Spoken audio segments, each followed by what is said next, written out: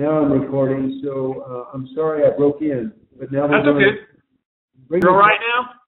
Bring your PowerPoint back now. Okay, great. All right. And then the other one, which is kind of one of the major ones, is anytime you multiply services. Pretty much every church I've been in, we've added multiple venues or multiple services. The second one I went to, I can't remember if we had 2 services at the time or we did it while I was there.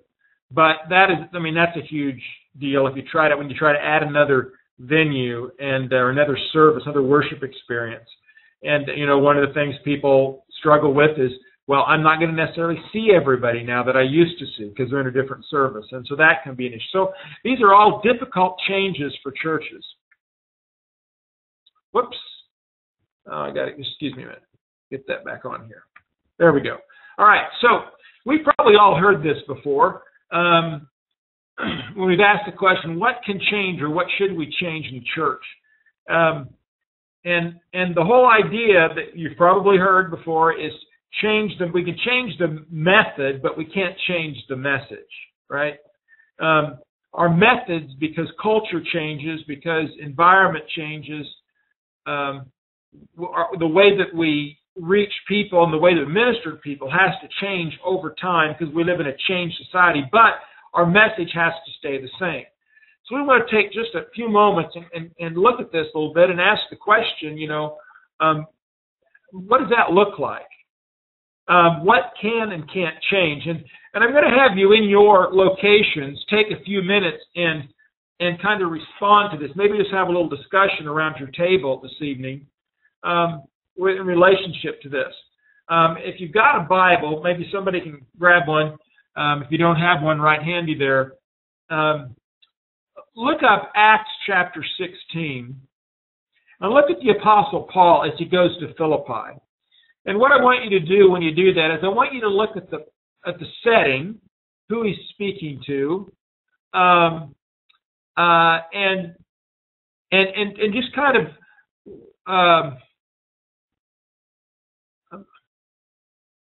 get a feel for the message he's communicating and to whom he's communicating it to. All right? So look at that particular passage, Acts 16, verses 11 through 15. Take just 2 or 3 minutes, read that passage together, and just identify who it is he's talking to and kind of what is he communicating, okay? I'm going to grab a Bible while you're doing that.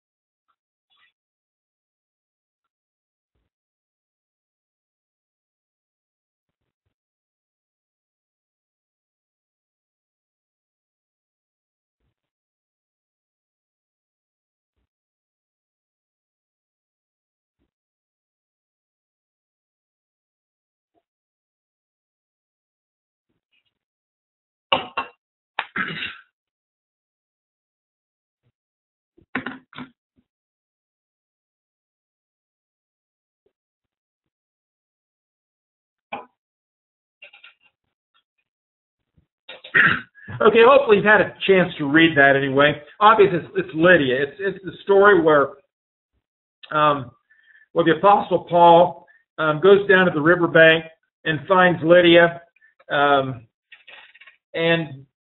he shares Christ. I mean, she's what we know would not have been a believer at that point, a Christian, but she listens to his message, opens her heart, it says, accepts what Paul's saying. She's baptized, and then asks Paul to stay and be their guest. So, I mean, that's the setting. She's there by the river, and you know, in that day and age, to have a synagogue, you had to have 10 men to actually start a synagogue, and so we don't know exactly what the situation was here, but there may not have been a synagogue, so they went down to the river to meet. These ladies did.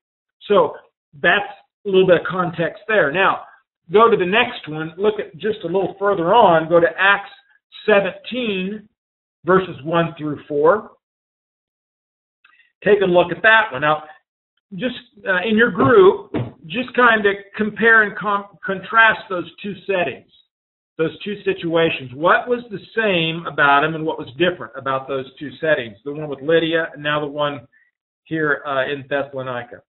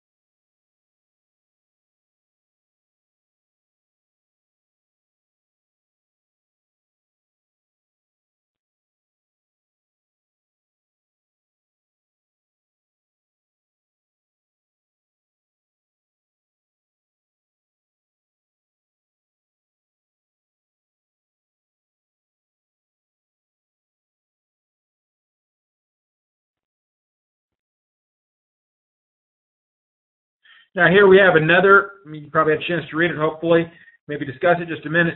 We have another setting, totally different. This time Paul's in a synagogue.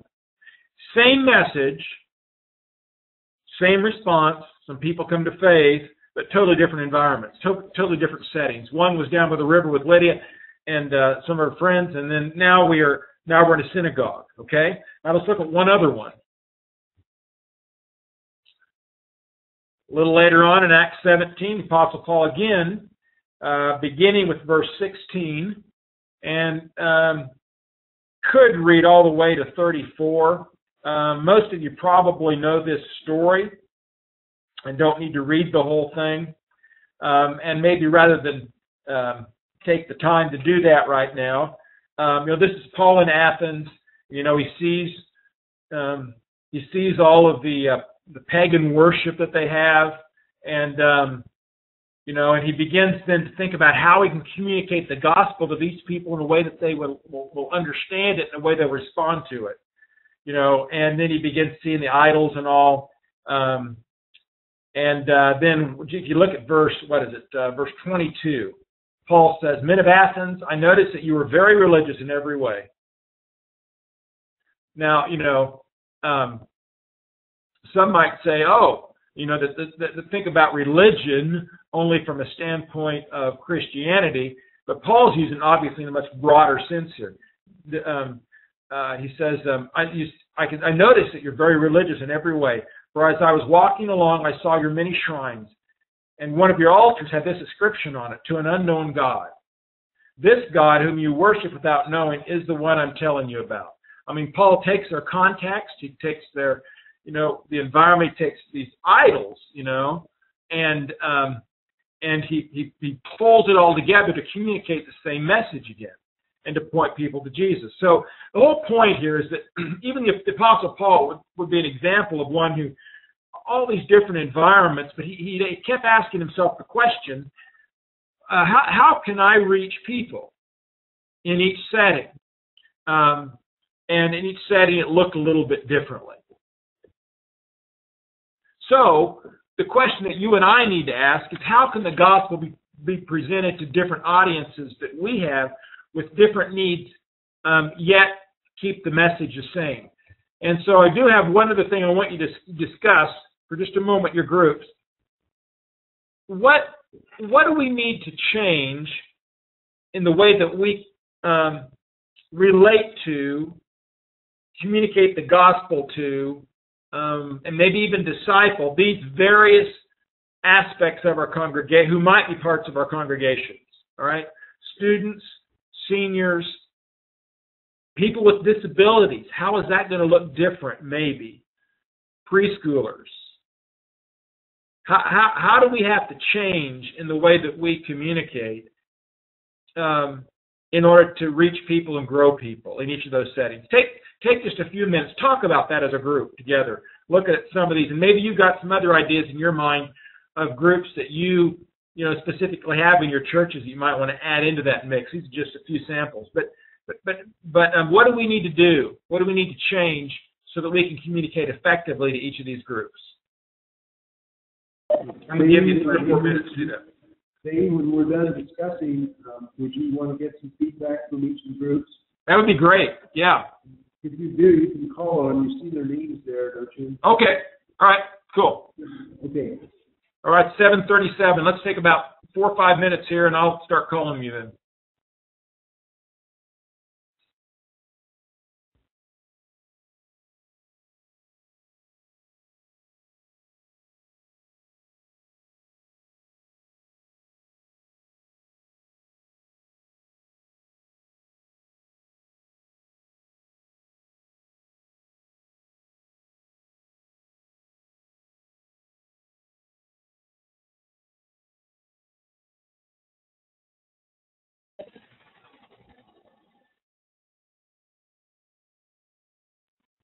After you discuss this for a few minutes, just why don't you have one person kind of appointed to be to kind of just share maybe 30 seconds to a minute what your major thought was or major thing that you might want to share with the rest of us.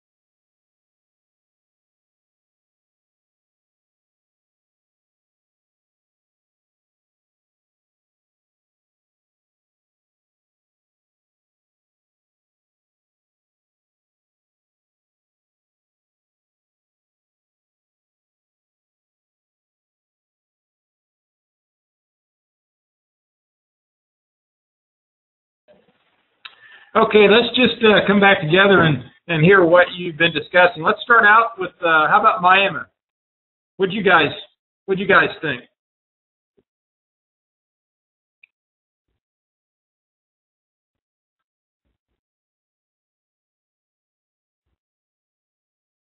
Miami, are you there?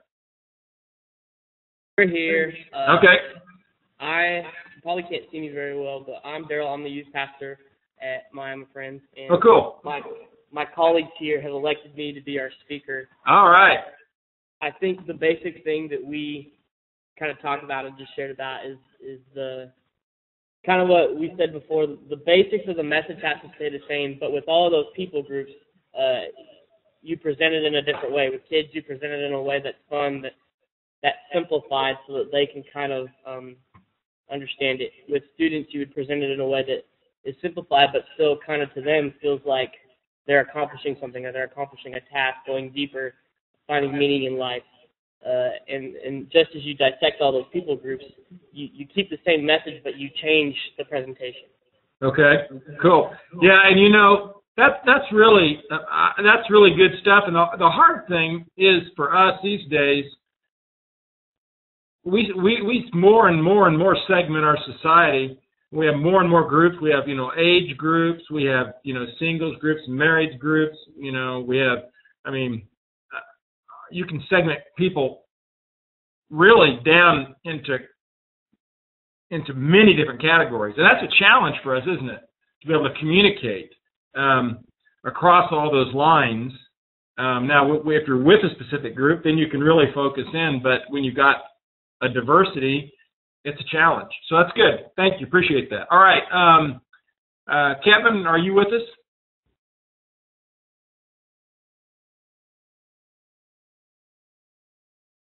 We're here. Okay. What did you guys come up with? Yeah, we talked about, of course, the same things, the need to our approach for each one of these groups.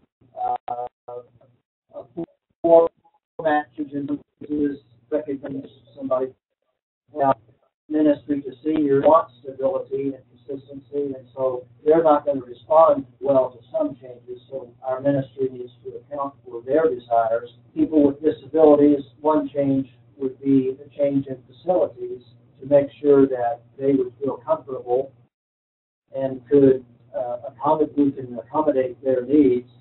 Preschoolers, one person mentioned that the message has to be quick, to the point, and probably a lot of activity involved. So those are the things we came up with. Cool. Thanks, Bruce. Yeah, obviously, you mentioned the one with like seniors or people with disabilities. I mean, if you're ministering a lot of people like that, you certainly have the facility itself. That's one thing that's going to look different. I remember a number of years ago when I was in seminary and I was in an evangelism class, and the guy who taught the class was talking about sharing Christ with this young person who had a learning disability, and I don't know exactly what it was, but how he had to use. And they were sitting around a dinner table, and how he had to use like the forks and the spoons and the knives and make them out to be certain things, and he would show through movement of them across the table. He taught kind of an object lesson, to communicate, again, because of the person, of the audience. So that's good. That's good. All right, Angleton. Hey, Thayne. We talked about a few different things. One of them was just about being creative, finding creative ways to reach the people in our community. And you can take that any direction that you want to. But also, we talked about meeting the people where they are. Okay. When we read that first example where Paul went there, there wasn't a synagogue in that town, so he just went to where the people were. They were down at the river dyeing cloth. That's where they were, and he went to them, and he was very effective. And then in the next town, a lot of people were apparently at the synagogue, so he went there. So in some of our towns, we may, be, working out of a traditional church building may be the right way to reach the people we need to reach, and for others of us, that may not be the method to use. Yeah. Cool. What else? Oh, and we also talked about language, the kind of wording that we use. Oh yeah. We speak English, but even the English we speak now versus 5 years ago or 10 years ago, or maybe more when we grew up, is very, very different. And so finding a language that works for the people that we're talking to is also important. Yeah, that's very true. Thank you. Okay. We just earlier today, I was in an email conversation with our outreach team leader, and they just had a meeting this last Sunday, and we were getting ready for our Mission Fest, and we were going to do some video interviews with some people for certain segments of it, and there were some of the people in outreach are past retirement age, let's just put it that way, and not just, but and for a couple of the people on that team, the idea of the video interview stuff, they said, we really want somebody live to do this, for this interview. And so for this one, we're gonna work a little bit different way, and again, that some of that's generational to some extent, based on what people have grown up with, and that type of thing. So yeah, the way we communicate, how creative we are makes a difference. All right, how about faith friends?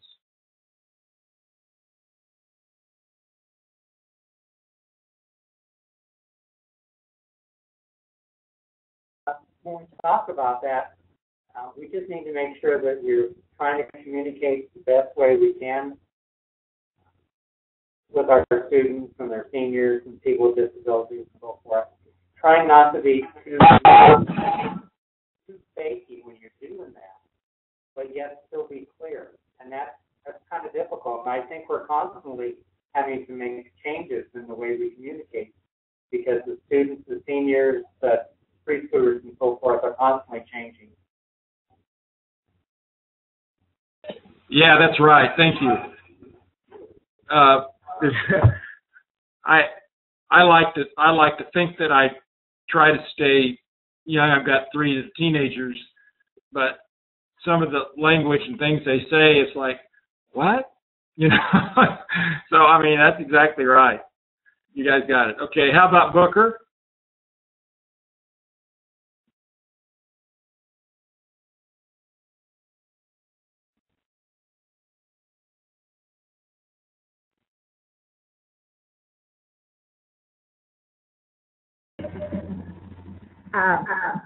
We discussed several of the same things that we've already talked about. But one thing we need to relate to whoever we're ministering to, and we have found out that we need to, in a lot of cases, we need to go outside and make relationships with different people, whether it's school events, whether it's going to be students,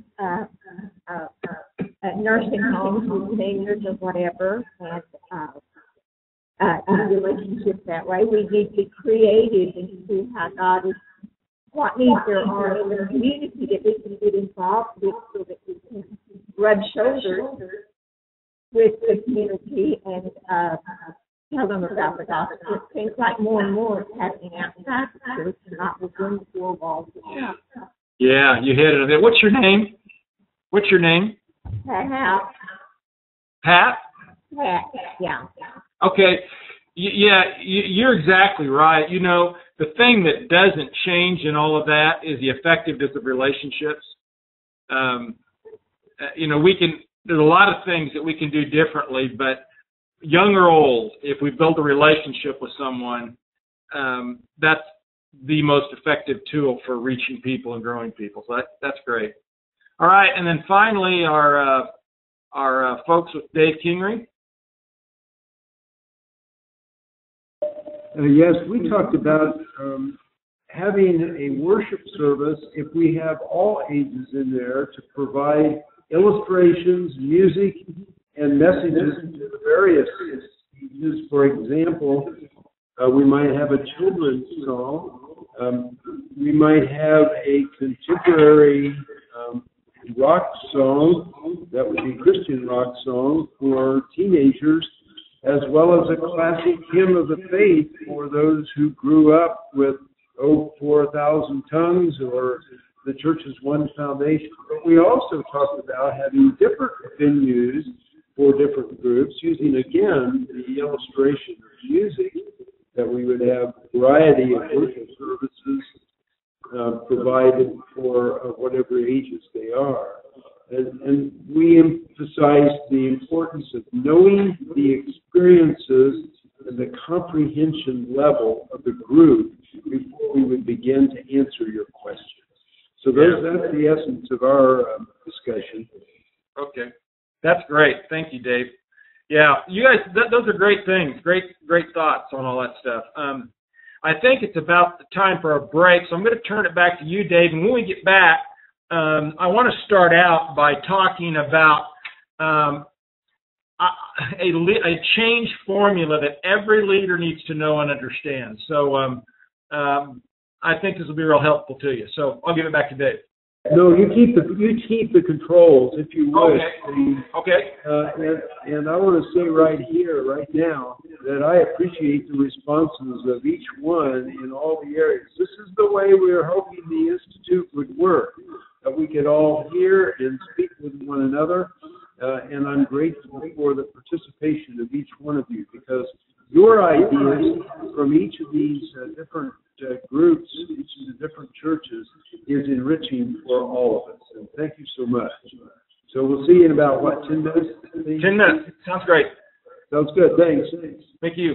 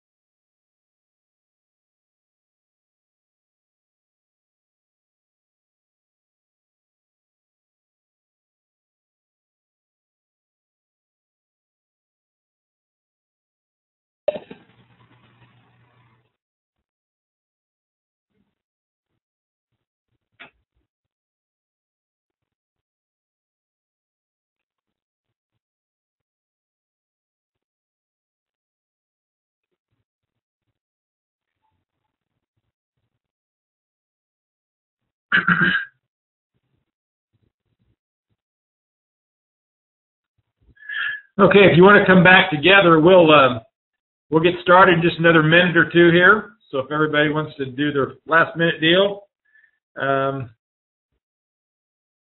start again in about 60 minutes, 60 seconds or so.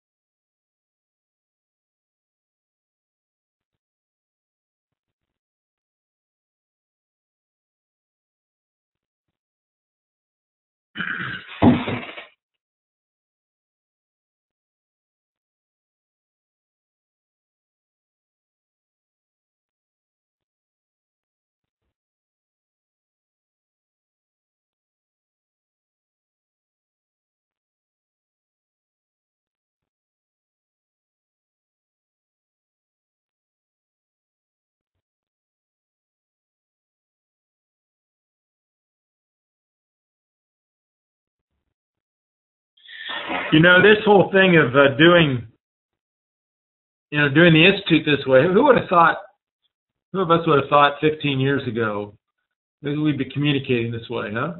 I don't know, but I think it's great, Thayne. Technology allows a lot, doesn't it? That makes me think of something. I'm going to kind of jump off my presentation for just a moment. I was at a conference 3 or 4 weeks ago, as we talk about, reaching various generations. And some of you, again, will know this. It really hit home to me.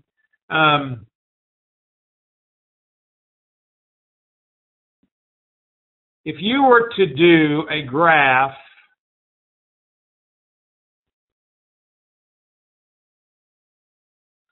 and on this bottom of the graph were to represent time, and we could have, this would be like when Christ left the earth, and then out here would be like 500 AD, 1000 AD, 1500 AD. Today, let's say that's 2000. Let's say this is 2500 AD. Okay. And then this other one's population over here, all right? Let's see if I can do this.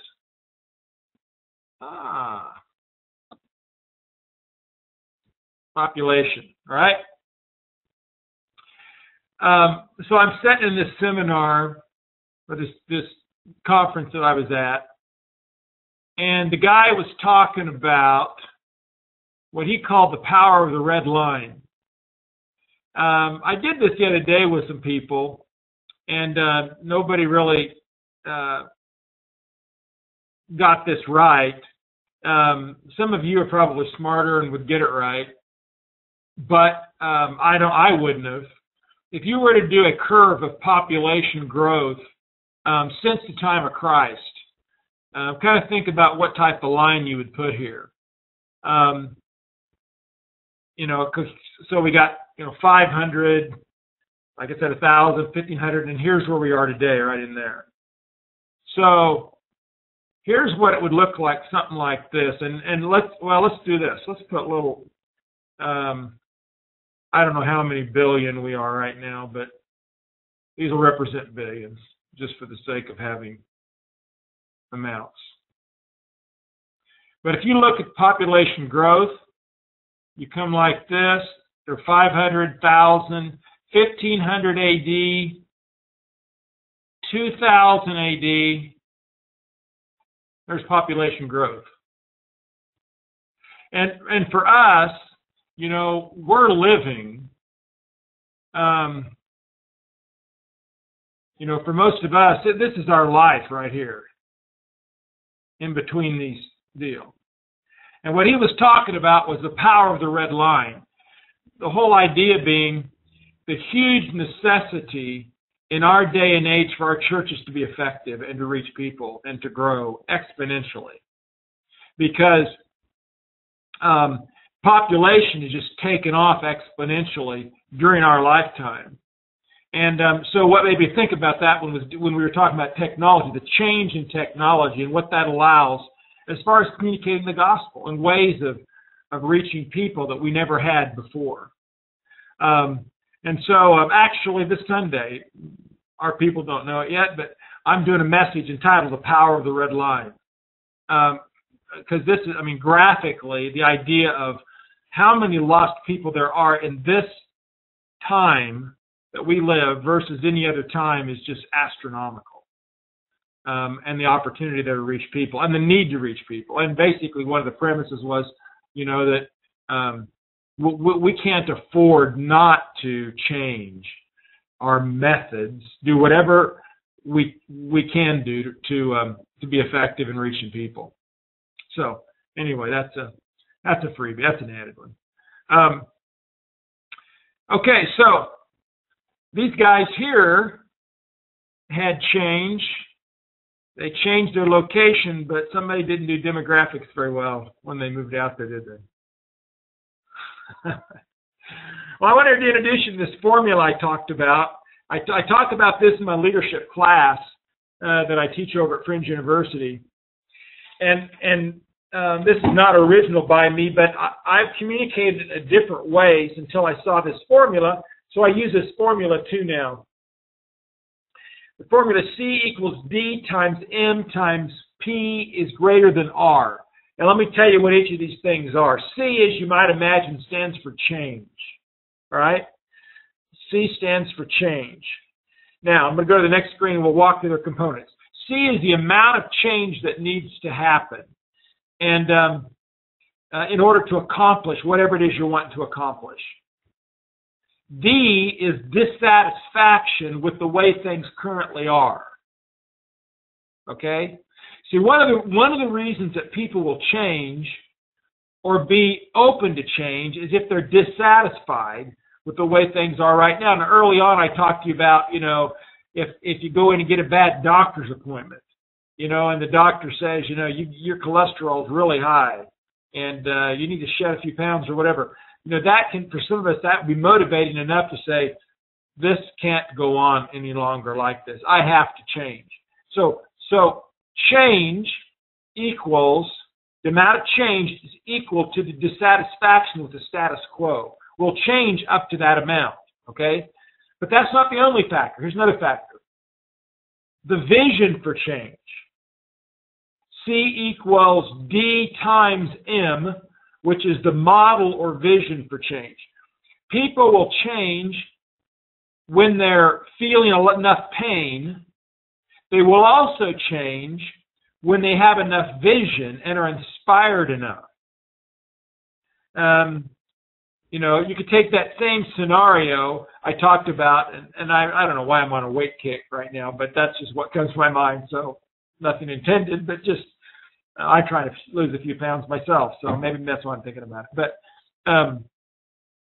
you can either lose weight because, and exercise because your doctor says you got real health problems if you don't stop, or maybe you see someone walking down the street wearing an outfit that they look, you know, phenomenal in, and you're thinking, well, I'd like to look like that. And so you're inspired to change, okay? So you change sometimes because you're dissatisfied. You change also sometimes because somebody's giving you a vision for change, a desire. They've given you the want to because of what they've inspired you to do, okay? And the third component is the process or plan. If people see what needs to be done, why it needs to be done, and have a plot process and see that there's no need to fear, then they'll be more open to change. So change equals dissatisfaction times the model times the process or the plan has to be greater than resistance. And there's the formula. So when you think about change, these are natural questions you might want to ask. You know, if we've got a change we need to implement in our church, ask the question, why? Maybe one thing you need to do is help people see why they should be dissatisfied with the current state of things. Another thing you might want to do is you might want to think about, how can we cast vision for a preferred future? How can we paint a picture of the future for people so they can see that what we want to do is much better than what's happening right now? And then thirdly, what you want to do is you want to help them see all the steps, as many steps as you know, to help them see, okay, this makes sense. Here's the steps. Here's what's going to happen when, and we're going to move toward this together. Those three components themselves have to be greater than the amount of resistance that people have. If it's not greater than the amount of resistance, people will not change. They will be resistant to it. So change equals dissatisfaction times model times process greater than resistance. It has to be greater than the resistance. If people are dead set against it and they aren't very dissatisfied, they don't have much of a vision for the change, they don't see the process, then it's not going to happen, and at least not going to happen effectively. Okay, so that's a little formula there that I think is helpful in talking about what has to happen for change to occur. John Maxwell talks about reasons that people resist change, and there are several of them. I'm just going to go through these. I'm not going to take a lot of time on any one, but you can do whatever you want to with them. Just kind of think about them as I go through, because I'm going to go through them relatively quickly. But he talks about the fact that people resist change when it isn't self-initiated. We talked about this early on, right? When we're imposing change upon people, when they don't feel like they're part of it, when it's not initiated themselves, then they tend to resist. They also tend to resist when routine is disrupted.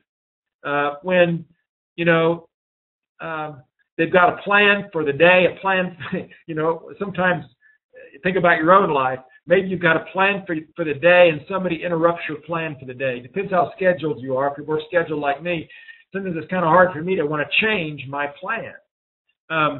And in general in life, if routine is disrupted, people are more resistant to change. When change creates a fear of the unknown, when people don't see where things are going, then they'll be resistant to change. And here's where, here's what faith is about, right, to some extent. With faith, Hebrews 11:6 says it's impossible to please God without faith. Not improbable, impossible. It means we have to be willing to sometimes step out in the unknown, but not in fear, but in trusting God, knowing that God knows the future. So the fear of the unknown can be a resistance factor. This is huge. When the purpose of the change is unclear. If people don't know why we're doing what we're doing, they're going to resist all day long. There's an adage, those of us who spend much time preaching know, that says a mist in the pulpit is a fog in the pew. In other words, if we don't know exactly what we're saying, then nobody is going to know what we're saying. This is going to be more foggy than what it is, that we think, that we're trying to communicate. So when it comes to change, we have to be crystal clear. What is the purpose of this change? Why is it that we need to do this? And obviously, if it's something that relates directly to Scripture, we want to be very clear in using Scripture on that to help people to understand that this is in alignment with God's will for us. Change creates a fear of failure. Another reason people resist. We don't like to fail. None of us likes to fail. And if we think we're going to fail, but we can't do it, then we're going to be resistant. Here's another one. There may be rewards for it, but if the rewards for change don't match the effort that I'm going to have to put into it, people are resistant.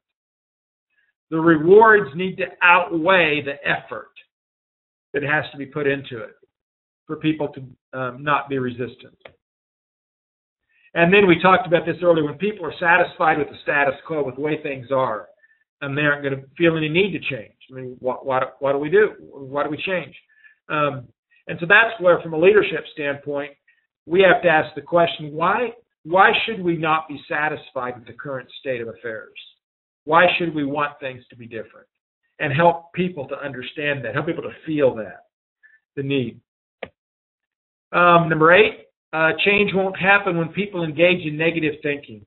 If the attitude of people are negative in general, it can be real hard for them to buy into change. I mean, because change is tough enough.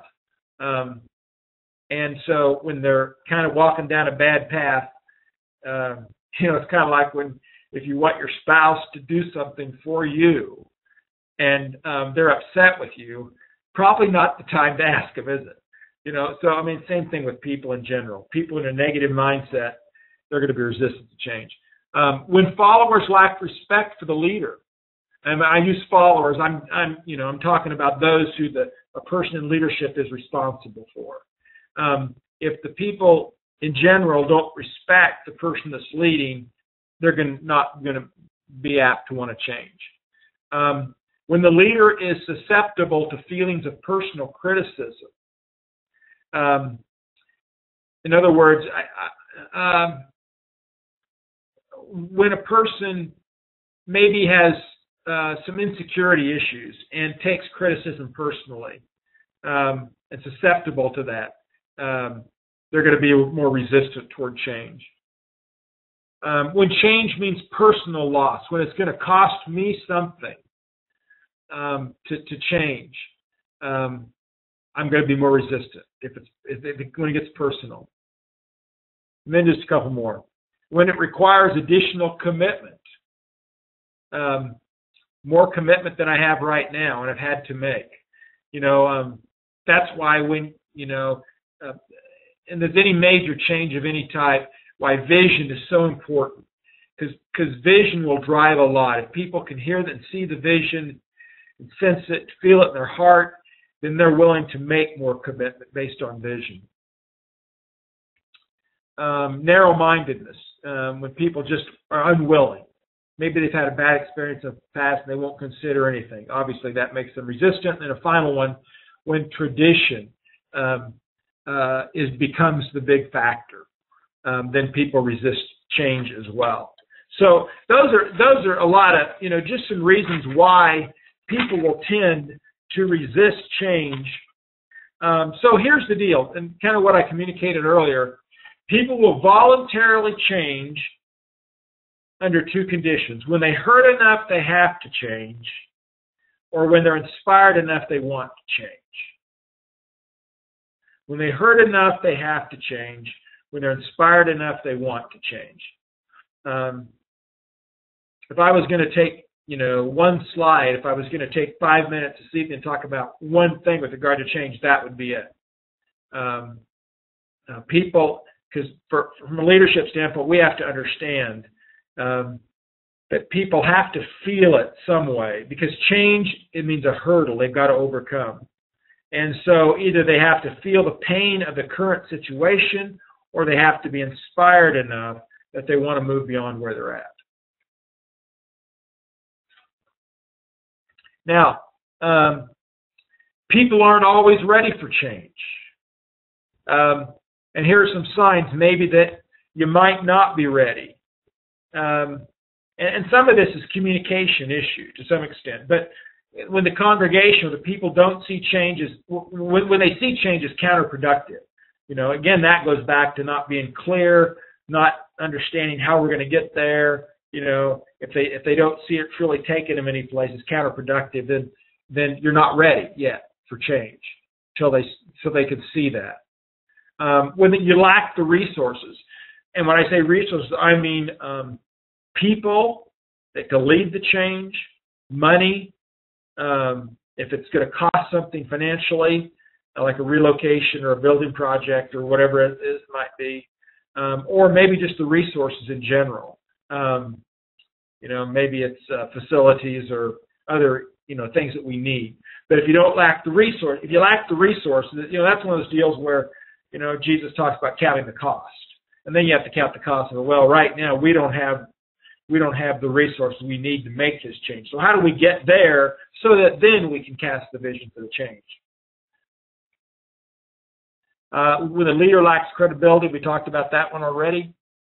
Credibility is huge in change from a leadership standpoint. when you're inoculated against change. I like this little deal. It kind of describes the scenario. So the church that wants to be relevant to a younger generation may introduce a style of music that is unacceptable to the majority of the people. The congregation then decides that kind of music will never be used in the church again. A church that was open to becoming more relevant has now solidified itself against it because it wasn't really handled right. And so they become inoculated to it. It's like, no way, we're never going that way. We had such a bad experience the first time. We're not going down that road. So you can become inoculated to change. And so if that occurs, that's a really bad scenario, and you're certainly not ready for change then.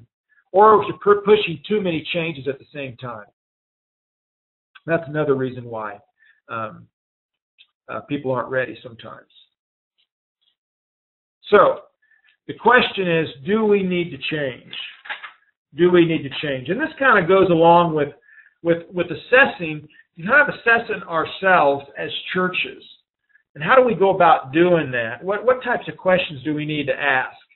And here are some factors that would influence maybe whether or not we need to change. Our history. If we take a look at our history, the events in the life of our congregation, and identify various things that have affected us in the past, and patterns that have happened over time, we may see some things, some behaviors, some attitudes, some things that have happened in our congregation that have kind of kept us from becoming what God wants us to be. There may be attitudes toward debt that are good or bad, or maybe decisions about ministries with regard to children or youth that are out there based on historical things that have happened. Or it could be any number of things, but sometimes there's things we can identify in our history that if we look back over the history, we'll find that kind of tell us, maybe we need to work toward changing something here that's kind of got us stuck in a rut that happened years ago. So history can be a factor. Another thing that might influence how we change or what we should change is looking at attendance records. We might want to graph the last 20 years of our church and look at attendance at church, and membership, our membership overall, maybe Sunday school, small groups, whatever, and look, what patterns do I see there?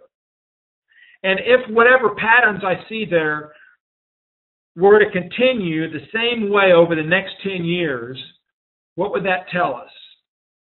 So just by looking at statistical charts of history, attendance, they can tell us things, and maybe what we see is, man, if we don't change, make some substantial changes, the direction our charts are going are not the right way. We have to make some changes. And maybe that will get us to the place where we're going like, okay, we heard enough, we have to make some type of change. So sometimes looking at those types of things can help us see what we need to change. Our age profile, again, that's just looking at the makeup of the congregation. Do a historical deal there. Look at the profile of your congregation versus the community. Do we match up? Are we reaching our community, or have we gotten kind of separated from it, where our community, maybe we are, as a congregation, having less and less of certain age groups, but the community's having more and more. What does that tell us about change? Maybe there's some change that need to occur if we're going to continue to reach our community. So that's another one that we can look at. Giving profile. Maybe taking a look at how our giving has changed over the last, again, 10, 20 years.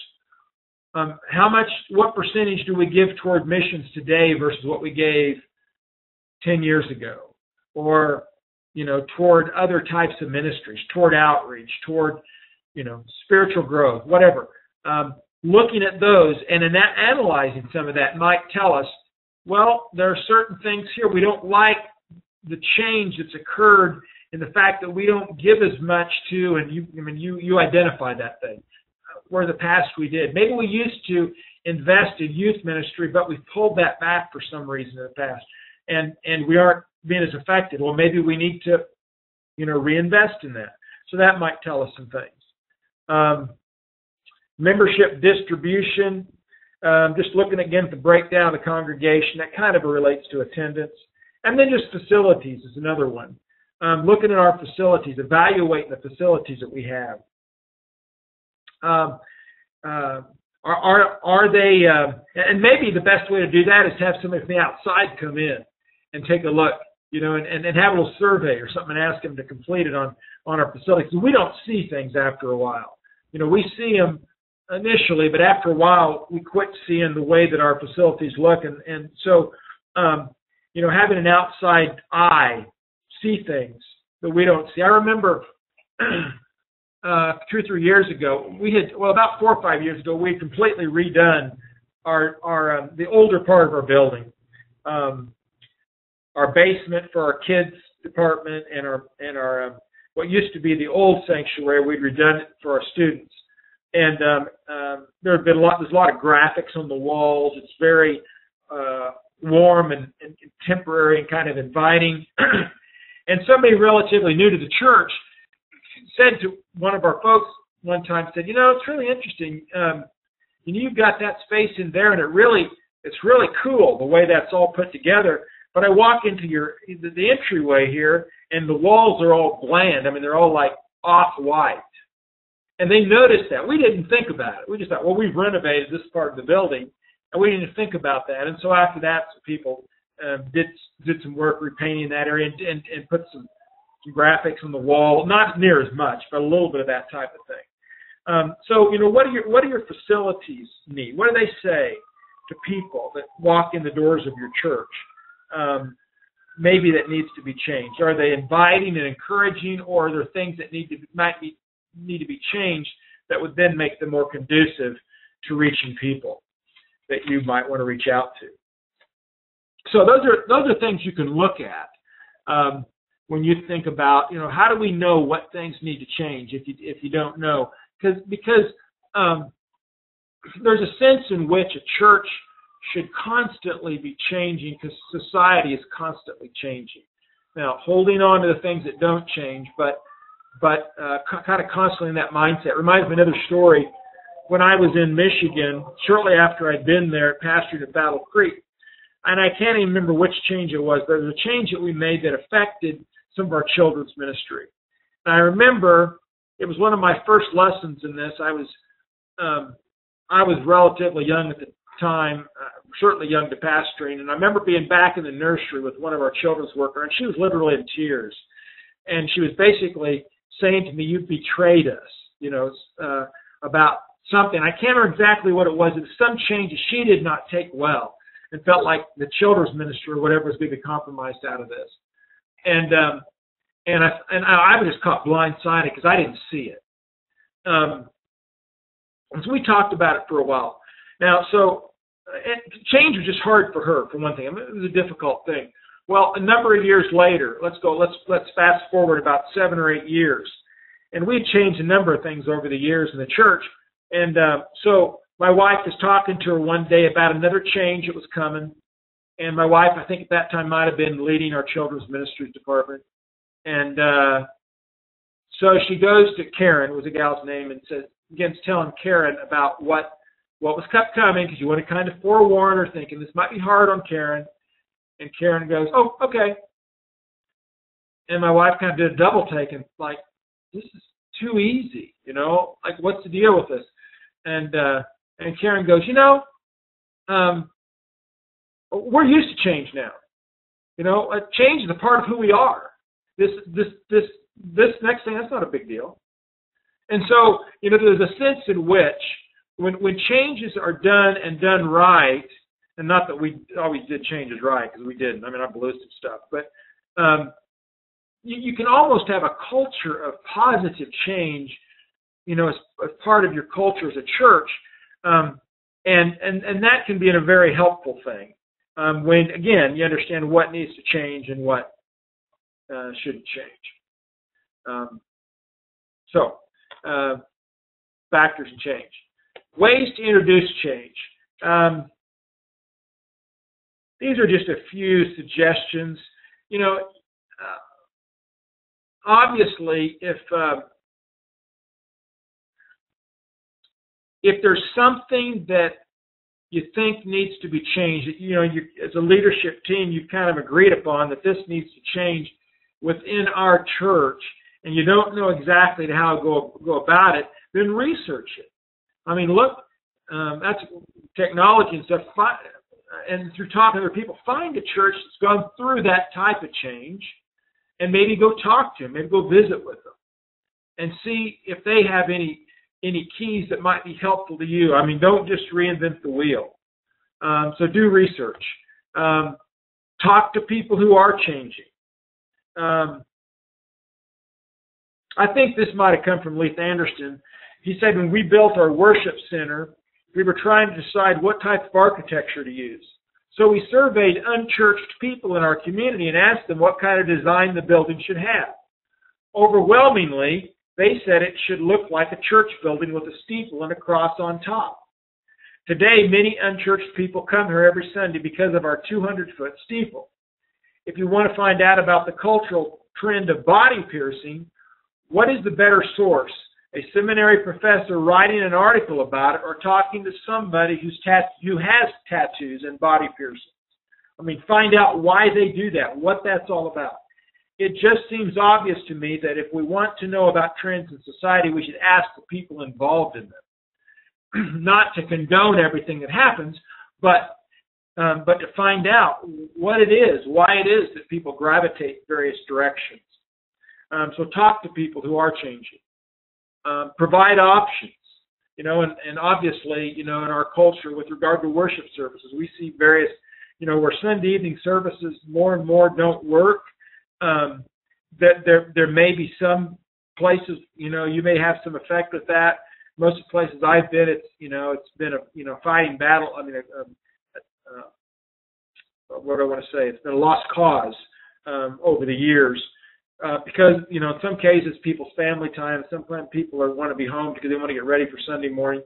For Monday morning work and all that. Now, there are some of the churches that have multiple services are adding Sunday services, evening services, in some cases, just because they need other times, and you know, there are people coming to some of those. But look at options. I mean, the whole thing is about options. With busy people, busy lives, ask the questions: what can we change that won't compromise who we are? But don't just import something that works for someone else. I mean, obviously, we got to contextualize. We may learn from other people, but we've got to have our unique thumbprint on whatever it is. And then we have to help people open their hearts to new ideas. You know, one of the things, you know, from a leadership standpoint, I found effective over the years is if there's a vision that you have for something, or if maybe you don't know exactly clearly what direction you should go on an issue, but there are places, other churches maybe, that have been effective at whatever it is you're looking at considering doing. Go visit them. And even if they're several hours away, go visit them, because that gives you a lot of time together in the car to talk with your leadership team. I've taken groups. When I was in Michigan, I took group after group to conferences in Chicago. And we would be at a conference for 3 days in a row together. We would talk after meals. We'd talk at night. We'd talk driving there. We would talk driving back. And, you know, the things that will come out are people's concerns, people's disagreements, people's, you know, frustrations about something. But after a while of kind of venting all those types of things, they'll at the same time begin acquiring vision together of what could be. And that can be a real helpful thing. So it helps to open people's hearts sometimes when you can get alone together and go see something different, go see something that maybe might fit your context if tweaked a little bit. Excuse me, a little bit. And then really huge is ask people to help when it comes to change. Invite people in, be part of the solution. of what it is you want to do. Now, I know this is probably a surprise to you. I'm saying this tongue-in-cheek, of course, that anytime you have change, there's often going to be conflict. Think about it. Jesus had conflict that surrounded him much of his life. And so we shouldn't expect anything different when it comes to changes that we have strong convictions about that need to happen. So why does change bring about conflict? Well, for a couple of reasons. First of all, because leadership is pushing change. As leadership pushes change, it's forcing people from one point to another and moving people out of old ways of doing things to new ways of doing things. And that's why I said earlier, if it's imposed upon you, people really push back. We all know that. If people are forcing us to change, we push back at that.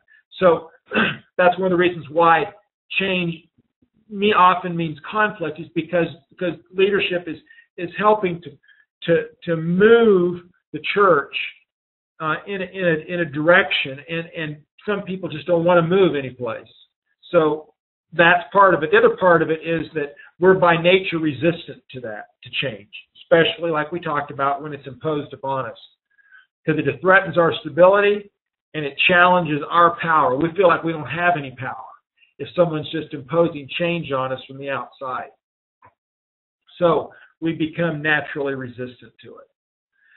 So that's part of what it means when we say conflict. And think of some of the examples. Moses, for example. And we could, if we had time, we could look at these texts. But remember Moses, out with the children of Israel, when they were complaining and arguing, and how down Moses got at times. God, help! I can't put up with these people. He was trying to do what God wanted him to do, but he had to deal with trying to help people through change, and often they were resistant to that. Another one, Elijah. 1 Kings 19, after his big victory over the prophets of Baal, the conflict that occurred there. Then, we got Jezebel chasing Elijah, and Elijah's, he just can't handle it. He can't handle the conflict with Jezebel. And remember what he said? Got underneath that broom tree and said, "God, let me die." I mean, he's done, So, and obviously Jesus, throughout his ministry, faced all sorts of different conflict from the religious leaders over and over again.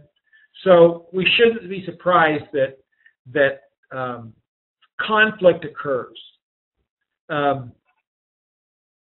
So here's a couple of principles with regard to change that I think are helpful when we think about conflict. I mean, if we can affirm that as much as we want to avoid it, at times there's going to be conflict in the middle of change. No matter how good a job we do helping people to realize that the place we're in is not a good place, and we need to move beyond it. No matter how good a job we do vision casting, there's still going to be people, that are going to be lagging behind. I mean, you guys have seen this before, I'm sure. Go back to my whiteboard a minute here.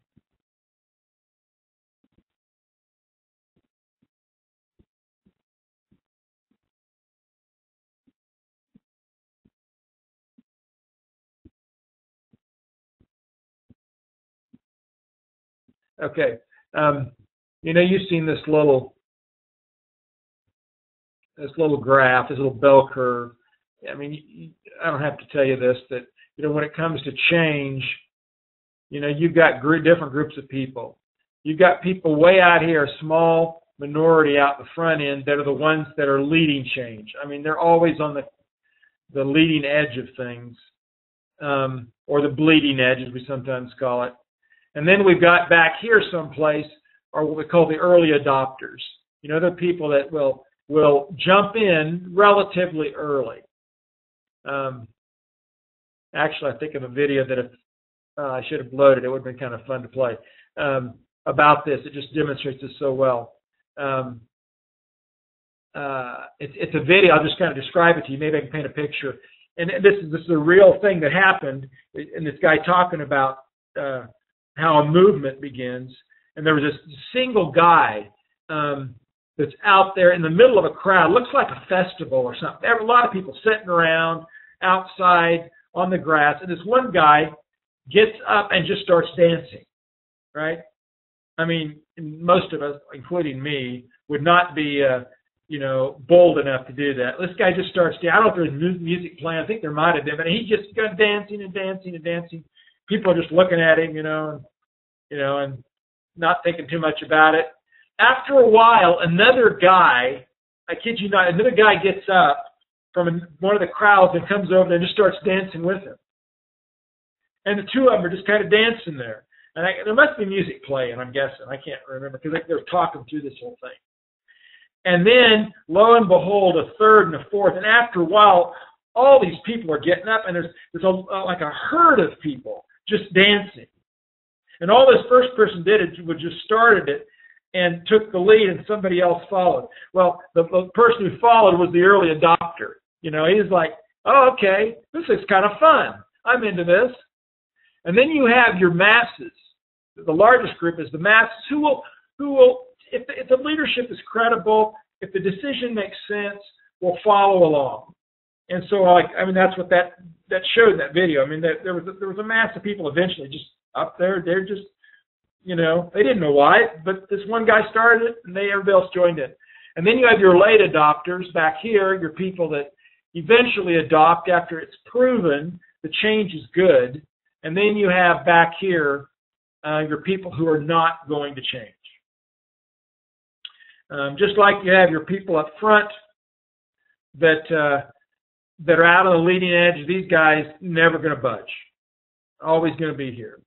Rarely, other than by an act of God, where God intervenes directly and changes their hearts, the only way it's going to happen. So I say all that just to say, when we talk about change and conflict, that's why we have conflict, because sometimes we do a bad job as leaders as preparing people for change, but other times it's because you're not going to get a consensus on everything. So key principles. From a leadership standpoint, we have to know when to call for the vote, so to speak.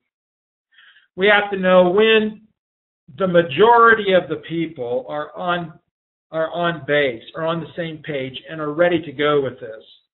And know when to say, okay, now's the time. We need to call for the vote. We need to move ahead. We've done everything we can. Otherwise, there's some things you'll never do if you wait for every single person to get there. Because some things, especially major things, there's going to be times when there's going to be a group of people that will never get there. And if it's related directly to our values and our vision and our mission, those things have to drive us. So we try to bring everybody along as much as possible. We realize not everybody's going to come along. Know when to call for the vote. And then another principle, and this also is not. I mean, I talk about this kind of from a standpoint of just fact, the truth. Not out of callousness or anything like that, but from a leadership standpoint, anytime you make a change or make a decision, you are making a choice as to who you're going to lose in the process.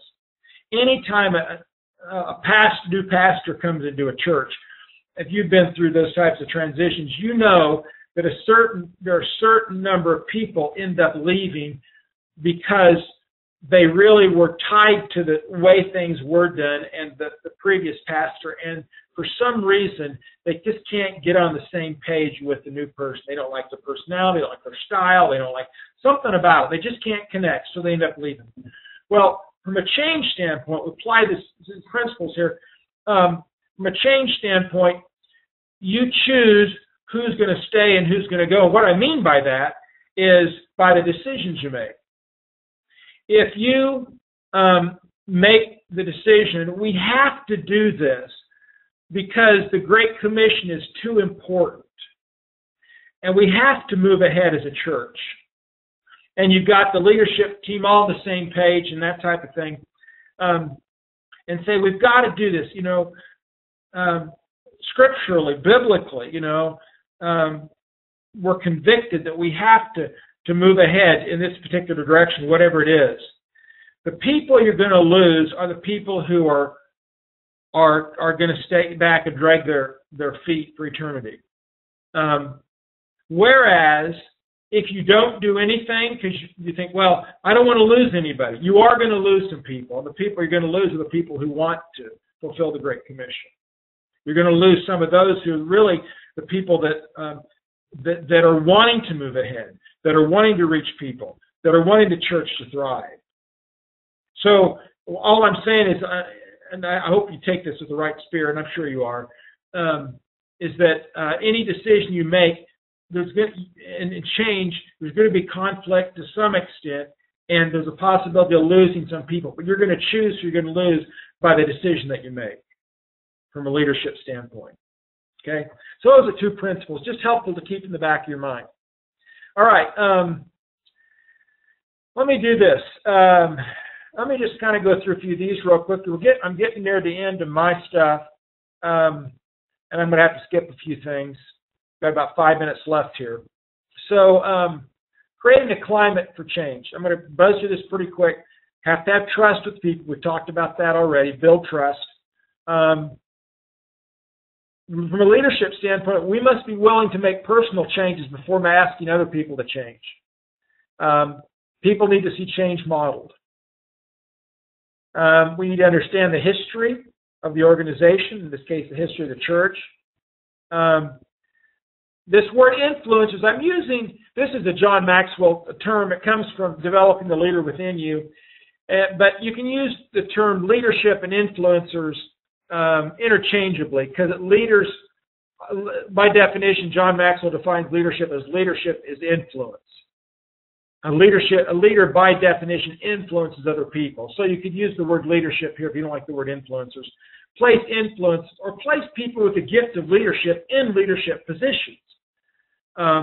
There are people that are formal leaders in any organization, and there are people that are informal leaders. And if you put people in leadership positions that aren't gifted in leadership, then they may not be able to lead. Because position is the lowest. I sometimes talk about 5 levels of leadership. A position that you have is the lowest level of leadership. The next level up is relationships.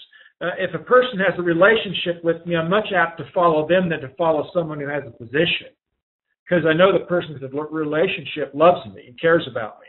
So all I'm saying is, when you think about putting people in positions for any change or any type of leadership within your church, look for people with a gift of leadership that are already, leading and people look up to. This is an analogy John Maxwell uses about change. I'm not going to take time to go through it right now. I'm just going to kind of jump. But this is helpful, I think, when it comes to change. Number 7. John Maxwell talks about, again in this book, about having an agenda that facilitates change for leadership meetings. Whereas basically 3 items. Informational items that, what's happened in the church, positive things we want to share. Then secondly, items that you're considering making changes in. And then thirdly, action items. And that second group, he says, don't ever bring an item to a leadership meeting of some type, or to I'm going to take this a congregation where we make decisions. Don't ever bring something to people and ask them to make a decision the same meeting that you're bringing it up the first time. And you guys are probably smarter than that anyway. I had to figure some of this out down the road, learn it over time. But obviously, if there's some decision coming up you need to make, we'll have a meeting, unless it's really minor, have a meeting to discuss it as an information item before you discuss it as a decision item that's got to be acted on. Because it's amazing what can happen between presenting something. If you just tell people, we're not making any decision today, we just want to talk about this. We want to get this out in the open, and here's kind of that vision behind it. Then let them talk about it. You have opportunities for discussion, and for people who need to process, they've got time to process before you actually make it an action item. So always have things as up to discussion before you actually make them action items. Okay. Yeah, be sure and show people how the change will benefit them, and as much as possible, have people, they need to have ownership of the change. The more people own something, the more apt they are to run with it and buy in it, not be resistant for it. Okay, I'm going to skip through these next few slides, and then go to this last thing, a checklist for change. And we'll wrap up with this real quick. Some questions to ask yourself. Maybe you've got a change in mind right now that needs to happen, either at work or church or whatever. Here's a checklist. And you answer these yes or no as to whether you're ready for the change or not. Will the change benefit the followers? Will it benefit the people in your organization? Will it benefit the people in your church? Yes or no? If yes, that's positive. If no, we've got work to do yet. Is the change compatible with the purpose? Does it fit the purpose of your church organization? Is it specific and clear? Talked about that earlier. You need to be really clear about the change. It needs to be specific. People need to know what you're asking to do. Are the leaders in favor of the change? Those in formal leadership positions, as well as those the congregation looks to that aren't necessarily in a formal leadership position. Are they on board? Do they believe in it? Yes or no? Is it possible to test it? This is wonderful. Can you test the change before making total commitment? Can you go and say, we're going to try this for 90 days? If it doesn't work, at least we can say we tried. That's a great thing because people are much more apt to try something rather than feel like they're in it for life. Are the resources there? We talked about the importance of resources earlier. Is it reversible? Can we go back if it doesn't work? Is this the obvious thing based on where we are as a congregation that needs to happen next? If it's obvious to people, it's much easier to move ahead. Does it have short-term and long-range benefits, this particular change? And is the timing right? Is the timing right? So, if you're not ready to embrace change, you're not ready to be a leader. Leadership is about change, because leaders are change agents. That concludes my presentation, folks. Thanks for your attentiveness. Appreciate it. I'll turn the deal back over to Dave now.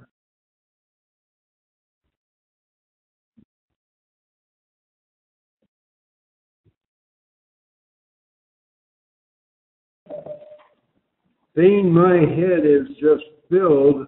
My fingers are tired, and I've run out of notebook paper, even though I have this available to me. This has been extremely helpful to me, and I know to everyone here at our center and all across Mid-America. I'm grateful for the way you were able to use the whiteboard and the PowerPoint, that you were willing to share your personal experiences from earlier times, both successes and difficulties.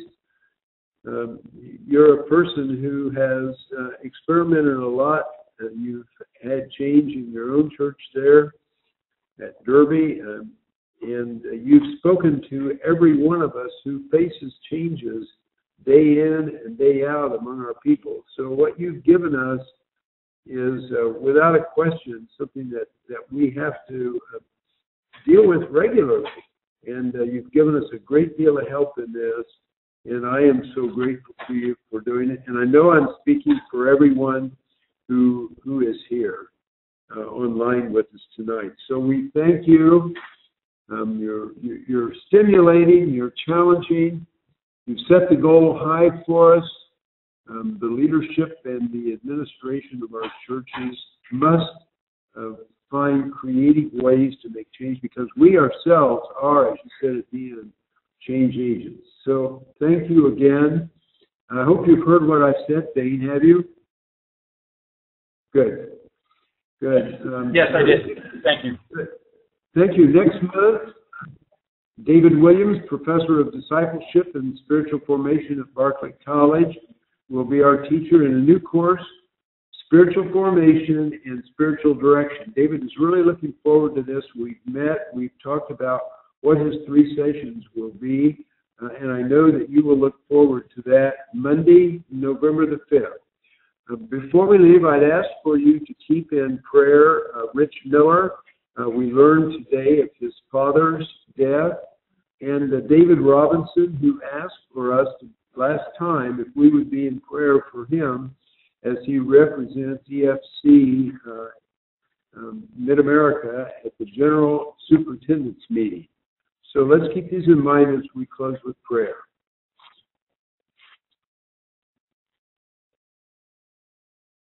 Eternal God, we feel a sense of awe in your presence with this enormous responsibility we have for strong church leadership in this changing world, where so many forces counter the values of Christ, where the growth of population, which has become exponential, has rendered a situation not only of tremendous change, but of unprecedented numbers of people who do not know you nor the gospel. Give us all we need to be the leaders you call us to be, so that your kingdom will come on earth as it is in heaven. We pray for Dave Robinson at the superintendent's meeting. We ask for your comforting presence to abide with Rich Miller and his need.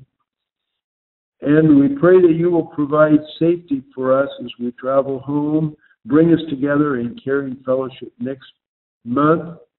And we give praise and glory to you through Jesus Christ, our Lord and our Savior. But go, friends, and be change agents, courageous leaders in a changing world. Thank you again, Thayne.